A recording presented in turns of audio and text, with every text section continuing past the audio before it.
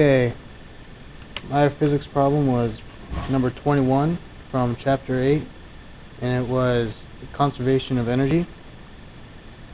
The problem was a 5 kilogram block is set into motion up an inclined plane with an initial speed of 8 meters per second. The block comes to rest after traveling 3 meters along the plane, which is inclined at an angle of 30 degrees to the horizontal. For this motion, determine A. change of kinetic energy, B.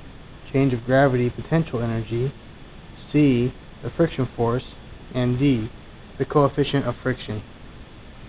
So I started out by drawing my picture of the block here on the inclined plane and the final position with my delta D being in terms of the mg cosine theta and mg sine theta.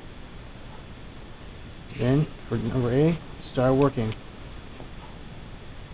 A kinetic energy we know is equal to 1/2 mv squared, and the final kinetic energy equals 0 because it's at rest.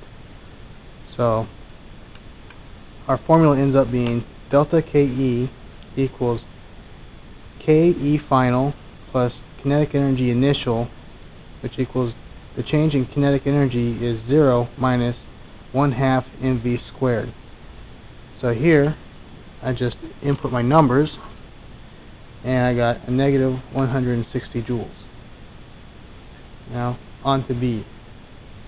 We were supposed to find the change of the gravitational potential energy. So the initial gravitational potential energy is 0 because it's at the bottom of the ramp. The final gravitational potential energy is mg d sine theta, because if you look back at the first page I drew my picture as the distance it goes up is mg times the distance here and a sine of theta, which is in this case 30 degrees.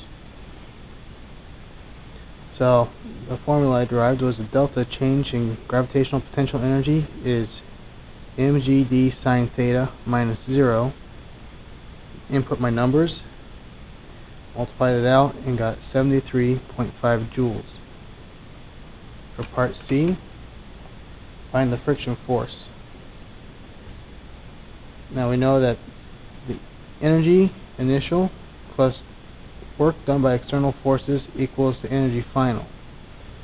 So in this case there was E initial is KE initial, work external, which in this case is going to be our force due to friction, which is going to be mu mgd cos theta, and I got that from doing my free body diagram over here.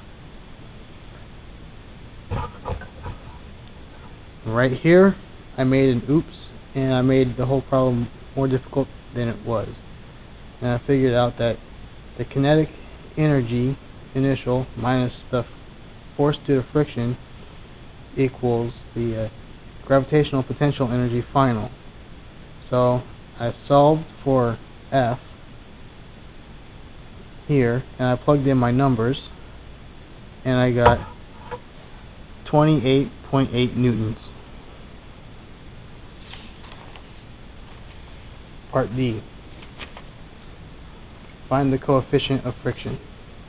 We know that friction is mu mg cos theta, and again I have my free body diagram, and the formula I used was 1/2 mv squared minus mu mgd cos theta equals mgd sine theta, and from that I got the 1/2 mv squared, and from the previous formulas from the other problem from A, B, and C that I had already worked out.